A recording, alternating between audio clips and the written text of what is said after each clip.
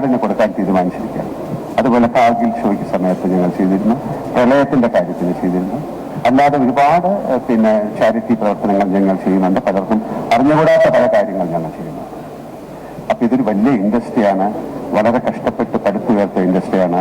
അതിന് ആൾക്കാർക്ക് എന്തെങ്കിലും ഒരു ബുദ്ധിമുട്ടുണ്ടെങ്കിൽ നിങ്ങൾ അവരെ പോലീസിന് അല്ലെങ്കിൽ അതിനെ അമ്മയെ അറിയിച്ചു എന്ന് പറയുന്നതുകൊണ്ട് മാത്രമല്ലല്ലോ, അമ്മയ്ക്ക് അതിലെ മെമ്പേഴ്സിന്റെ കാര്യങ്ങൾ എടുക്കാം. ചില കുറ്റങ്ങൾ ഉണ്ടായേക്കാം, അതൊരു അസോസിയേഷനുമായി ബന്ധപ്പെട്ട് കിടക്കുന്ന കാര്യമാണ്. അല്ലാതെ അപ്പൊ എല്ലാവർക്കും, അമ്മയിലുള്ള എല്ലാവർക്കും ഇതിനെതിരെ സംസാരിക്കാം. അമ്മയ്ക്ക് മാത്രമല്ല, സിനിമയിലുള്ള എല്ലാവർക്കും ഇതിനെക്കുറിച്ച് സംസാരിക്കാനുള്ള സമയമാണിപ്പോൾ. കാര്യം ഒരാൾ മാത്രം ക്രൂശിക്കപ്പെടുക അല്ലെങ്കിൽ ഒരു സംഘടന മാത്രം ക്രൂശിക്കപ്പെടുക എന്ന് പറയുന്നത് ശരിയല്ല. ഒരുപാട് സംഘടനകളുള്ള ഒരു വലിയ ബൃഹത്തായ ഒരു ഇൻഡസ്ട്രിയാണ് സിനിമ. നമുക്ക് മറ്റു ഭാഷകളിൽ നിന്നൊക്കെ നമ്മളെ വിളിച്ചു ചോദിക്കുന്നുണ്ട് ഞങ്ങൾ എന്താണ് ചെയ്യേണ്ടത്. അപ്പൊ നിങ്ങളെ ഒരു കമ്മിറ്റി അതുപോലെ തുടങ്ങാനാണ് പറഞ്ഞത്. ഒരുപാട് പേർക്കുള്ള പ്രോബ്ലം ഇവിടെ നിന്ന് തുടങ്ങട്ടെ, കേരളത്തിൽ നിന്ന് ഒരു വലിയ മൂവ്മെന്റ് ആയിട്ട് ഇത് മാറട്ടെ. ഇത് എല്ലാ മേഖലയിലും വരണമെന്നാണ് ഞാൻ ആഗ്രഹിക്കുന്നത്. ഇത് സിനിമയിൽ മാത്രമല്ല, എല്ലാ മേഖലയിലും ഇതുപോലുള്ള ഒരു കമ്മിറ്റി, ഒരു പഠനം ഉണ്ടാകാം. അല്ലെങ്കിൽ മറ്റ് മേഖലകളിലേക്ക് ഈ കമ്മിറ്റിയുടെ ഈ റിപ്പോർട്ട് ഇത് പഠന വിഷയമാകണം. അതിന് ഏറ്റവും സ്വാഗതാർഹമാണ്. എല്ലാവർക്കും കറക്റ്റായിട്ടുള്ള റൈറ്റ് ആയിട്ടുള്ള നിയമം കിട്ടാൻ ആഗ്രഹിക്കുന്ന ഒരാളാണ് ഞാൻ. പിന്നെ നമ്മളൊരാൾ വിചാരിച്ചാൽ ആ നിയമത്തിനെ മാറ്റാനൊന്നും പറ്റില്ല. ഒരാൾക്ക് വേണ്ടി അങ്ങനെ സപ്പോർട്ട് ചെയ്യാൻ പറ്റും. പ്രോപ്പറായ തെളിവുകളും കാര്യങ്ങളും ഉണ്ടെങ്കിൽ അങ്ങനെ ഒരു കുറ്റം ചെയ്തിട്ടുള്ള ആളുകൾ ശിക്ഷിക്കപ്പെടണം എന്ന് തന്നെയാണ് എൻ്റെ അഭിപ്രായം. മലയാള സിനിമയുടെ എല്ലാ അഭിപ്രായം അങ്ങനെ ആയിരിക്കും ഞാൻ വിശ്വസിക്കുന്നു. കാര്യം അതിന് ആരും ഒരു എതിരഭിപ്രായം പറയാൻ താല്പര്യപ്പെടില്ല. ഇതാണ് എനിക്ക് നിങ്ങളോട് പറയാനുള്ളത്.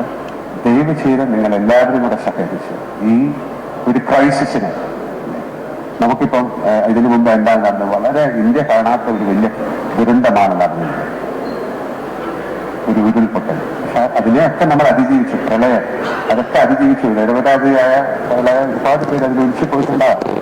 പക്ഷെ അതൊക്കെ മറന്നുകൊണ്ട് നമുക്കിതിനെ റീകൺസ്ട്രക്ട് ചെയ്തെടുക്കണം. കാര്യം ഈ ഒരു വലിയ ഇൻഡസ്ട്രി തകർന്നു പോയാൽ പക്ഷെ നിങ്ങൾക്ക് എല്ലാവർക്കും സ്നേഹമുള്ള ഒരുപാട് പേര് നിസ്സഹായരായി നോക്കി നോക്കേണ്ടി വരും.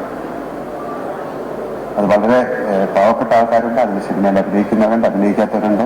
പിന്നെ ഇത്തരം ആളുകൾക്കുള്ള എങ്ങനെയാണ് ഇവർക്കൊക്കെ ഒരു ജൂനിയർ ആർട്ടിസ്റ്റ് എന്ന് പറയുന്നവർക്ക് ഒരു അസോസിയേഷൻ ഉണ്ടാകണം. കാര്യം നമ്മൾ പലപ്പോഴും പോകുമ്പോൾ അതൊരു ഏജൻസിയാണ്, അവരാണ് നമുക്ക് അവരെ ആൾക്കാരെ കൊണ്ടുവരുന്നത്. അപ്പൊ അവരുടെ കാര്യങ്ങൾ നോക്കണം.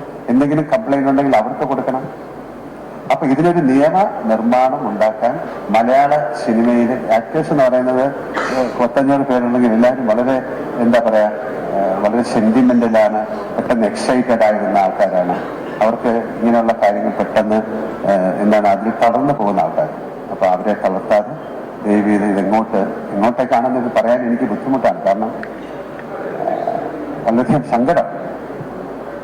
ആര് സംസാരിച്ചില്ല എന്നുള്ളതല്ല, എനിക്ക് പറയാനുള്ളത് ഇതാണ്. ഞാനപ്പം ഒരു അമ്മയുടെ പ്രസിഡന്റ് എന്നുള്ള രീതിയിലല്ല, കഴിഞ്ഞ 47 വർഷം സിനിമയുമായിട്ട് സഹകരിച്ച് ഒരുപാട് മലയാള സിനിമയ്ക്ക് ഏറ്റവും നല്ല സമയമുള്ള ഒരു കാലമാണ്. സൗത്ത് ഇന്ത്യൻ ഫിലിംസ് എല്ലാം നോർത്തിലും അല്ലെങ്കിൽ ഇന്ത്യ മുഴുവനും അല്ലെങ്കിൽ പാൻ ഇന്ത്യ അല്ലെങ്കിൽ ഇന്റർനാഷണൽ, ഇപ്പൊ പാനിലൊക്കെ ഒരുപാട് സിനിമകൾ ശ്രദ്ധിക്കപ്പെടുന്ന ഒരു സമയമാണ്. ഇത് വലിയ നാഷണൽ ന്യൂസായി ഇന്റർനാഷണൽ ന്യൂസായിട്ട് ഈ വ്യവസായം തകർന്നു പോകരുത് എന്ന് ആത്മാർത്ഥമായിട്ട് ആഗ്രഹിക്കൂ. നിങ്ങളും എന്നോടൊപ്പം ആഗ്രഹിക്കും. ദയവ് ഇതിൽ കൂടുതൽ എനിക്കൊന്നും പറയാനില്ല. Thank you so much. Thank you.